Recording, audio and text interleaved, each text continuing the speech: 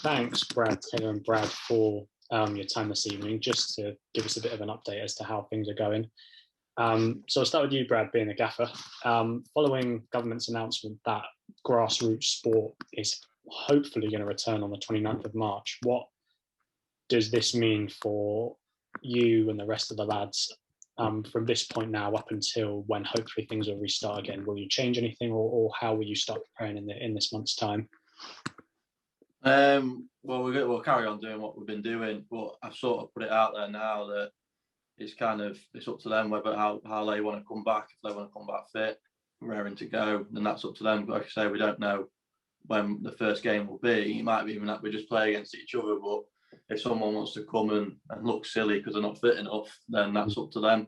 But like they know now that it's more looking towards next year as well. Even if we do get some sort of competitive football played, that if they're not quite up to it and not wanting to join in with the fitness, then they're going to struggle to even get in next year as well. So it's down to them boys now, and if I want to be there, they'll put the effort in. Yeah, that's quite a positive message to send out, sort of to give the players. It's up to them to sort of get themselves prepared, so you don't have to badger them about it. I don't know if the lads have met up, Taylor, since not met up. Sorry, have sort of discussed in a Zoom call or in a chat since the announcement has been made. But sort of, what has the attitude been sort of since this is the first sort of message you've been getting about how football might resume? Sort of, how has the attitude changed, or how have the lads sort of reacted to the news? Well, I think first and foremost, everyone's buzzing, aren't they? You know, I mean, it's getting back to normality and playing football again. You know, that's why everyone does it. Everyone loves football. So the sooner we get back playing, the better, really. I mean, like Brad said, it's up to us now. So we had a little, me and Ronis spoke in the chat with all the other lads the other day, saying that now's the time we need to really knuckle down. Like before, it's going to be hard, isn't it, without a date. And you work in the last couple of weeks, we're not really working towards anything, but now we've got that sort of date where we could be going back. It's that more incentive in it to get back. So yeah, just work really hard. Yeah, you mentioned about knuckling down, sort of when you were doing the sort of the exercise and workout previously before this announcement was made. I can assume you were doing it obviously to keep fit, but sort of now that you've got a sort of deadline in sight in hopefully a month's time, does that sort of give you that extra push to sort of give you that extra intensity to sort of work maybe 10, 15% harder in your drills and in training to try and get to the sort of peak fitness level you can be for when football returns? Oh yeah, of course it does, definitely. I mean, like we said in the chat the other day, the start of the season, we had such a poor start. And that's the way it's going to be again if we don't knuckle down. You know, we've had all this time off. So then fitness can go, you know, you can become rusty. So it's vital that we all knuckle down and crack on with it as much as we can, because we want to avoid that appalling start if we can. So that's all we can do, really. Yeah, of course. And Brad Ronis, you've obviously been doing your drills in your Zoom calls and in sort of your HIIT classes. But sort of, have you been doing any in-person sort of training on a pitch? And if not, when football restarts again, when will sort of the first sort of deadline be, or sort of the first date for when you might be back out on the training pitch?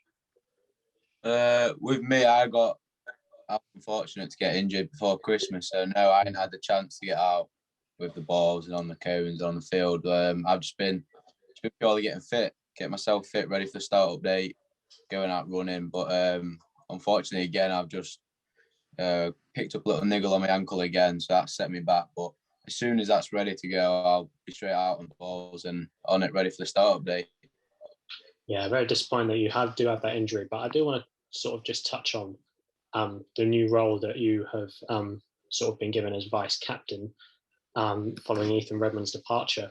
How sort of do you look into the future as to how you can best fulfill that role? Sort of, what have you been doing now, and what do you sort of hope to do to sort of get the best out of that role?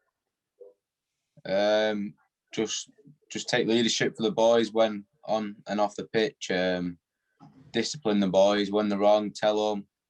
But yeah, looking forward for me when Taylor can't play, hopefully to get that captain spot next year maybe. Yeah, that's it really. Between the three of you, obviously being the coach, the captain, and the vice captain, do you three ever sort of, or do you plan to maybe sort of have sort of individual chats between the three of you, sort of maybe away from the rest of the squad, just to sort of maybe discuss like morale, tactics, anything like that that's sort of quite important between sort of coach, captain, and vice captain? We had a bit of a chat last week because we've got Farley and Dom as well, who we sort of kind of like a bit of a leadership group more than anything. Obviously, Dom being one of the senior players in the squad, and Farley's quite a big influence in the squad as well. Got his head screwed on. We had a good chat last week because us as coaches had a chat last week as well about how we actually want to play and how we're going to implement it when we get back. But then I sort of thought we need to sort of run that by a couple of players as well. So that was a perfect chance. But like with Taylor and Brad, I speak to them majority of days. It's probably every other day, if not every day, whether it's about football, fitness, if anyone's got anything to say or anything like that. So that's the way we sort of stand. And like I think them two will agree that the relationship we've got is, like, obviously them as players, me as a manager, is quite good. Yeah, it's good to have, as you said, mentioned players like Dom and Farley, who are sort of on top of Taylor and Brad here, to be the voice in the changing room, which every squad needs to sort of have 3 or 4 leaders to sort of encourage the lads when things might be down. Taylor, it's been a long time since you guys have played, and I haven't touched on this yet in any of the previous sort of calls that we've done or with any of the other players, but because now football might be resuming, and hopefully will be resuming in a month's time, when you get out there and start playing your games for the rest of the season, what is the sort of overall goal that you want to hopefully achieve between sort of March 29th and the end of the season? Sort of what's the sort of overall aim now that you can maybe get back out there to try and achieve it? The overall aim for me, and I think for the rest of the boys, is to pick up from where we left off. You know, like I say earlier, we had a poor start, but then we rectified that, and I thought it was brilliant. The last 2 or 3 games, however many we played, you know, we showed great character to come back in some games.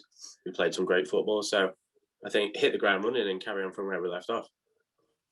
Yeah, it would be great to sort of build upon the results that you previously had, and it does seem a long time ago. Sort of,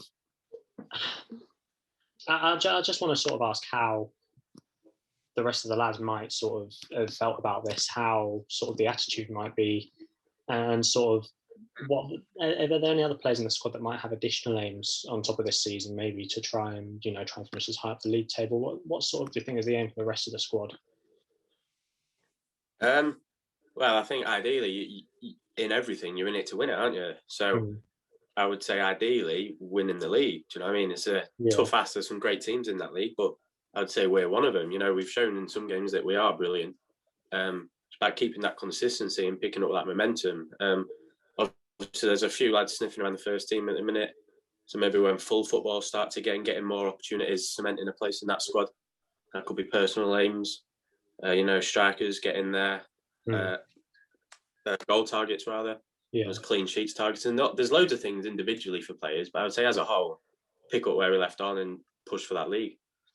Yeah, it's great to hear that you've got such great ambitions for the rest of the season, considering how good the form was before football did after Holt.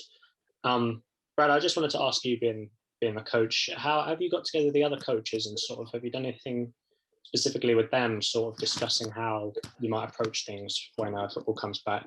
Have you talked with Luke and Blake and Ewan about anything?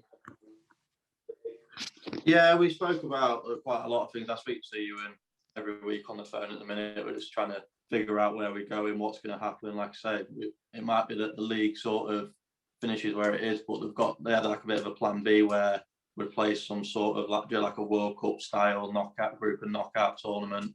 Right. So we've had plenty of conversations, and there's plenty of other conversations going about as well. About, like I say, we had a good was on Zoom for about an hour and a bit last week, just talking about how we want to play, how we want to make it better. But we're obviously looking at players for next year. We'll lose a few. But looking at bringing players in, like we've got a few of the 18s, kind of, we want them to be ready to join us training when we get back. So we've invited them into our Zoom sessions. but we speak quite regular, and like I say, we speak with the players quite regular as well, because I think that's important. But like I said, there's lots of good things coming up, because, like I say, a few of the 16s have been involved already, and they're going to come up to all be able to play for us next year, so they'll be pushing us hard. And there's lots of things in the pipeline for next year as well. It's quite exciting, to be honest. You said there are players coming through. Am I correct in thinking they can only sort of be integrated next season, or can you start to maybe integrate them into the squad now and maybe get them involved with anything that's going this season, or can you only wait until next season for that? So the under-18s who have just come into the squad will be able to sign on and play. The under-16s, we've obviously got a few of them signed on already. So you've got Tom Baker, Rosh Yanish, who will be excellent footballers, and they're probably about ready to jump in and try and snatch a spot. We've had, obviously, Jake Sykes. He's played a lot of games for us pre-season when Ethan was injured, and he's not even 16 yet.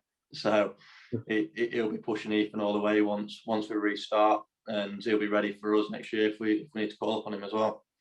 It's great to see that not only have you thought about how to sort of kick off and hit the ground running again when football will resume, but it's good to hear that you've got a long-term plan for next season as well. I know it's been difficult just to try and think ahead to the positive things with COVID, but that's good to hear that you're not thinking short-term. And on a final note, Brad, Ronis, I know you've got your injury, and obviously where you probably won't be able to get involved straight away from the off if football does come back as early as late March, early April. But is there anything you will do in the meantime to sort of try and support the lads, and to try and sort of, in your role, try and help the team if you're not able to play? Yeah, definitely. As Brad said, we had a chat last week about what we could improve in the team and what other players can improve their individual improvements. And so yeah, definitely, I'll be down every week, down training, working myself, and then helping other players build the confidence when playing football, and helping them to know the role a bit more and where they play. So yeah, I'll be definitely down every week, training and helping Brad, having chats with Brad for what else we could do as a team to get better. So yeah. It's great to hear you trying to do as much as you can despite the setback you've got at the moment. And I think I'm finished here with everything I've got to ask. I don't know if any of you three want to touch on anything else before you go. No, not from me. No, all right for me, yeah. Okay, in that case, cheers, Brad, Taylor, and Brad, for your time this evening, just for coming on and giving us a bit of an update, sort of looking forwards to in the next month, hopefully when you guys can get back out there and sort of what the plan is until then. But until then, take care, have a great rest of the evening, and hopefully we'll see you all back out there again soon.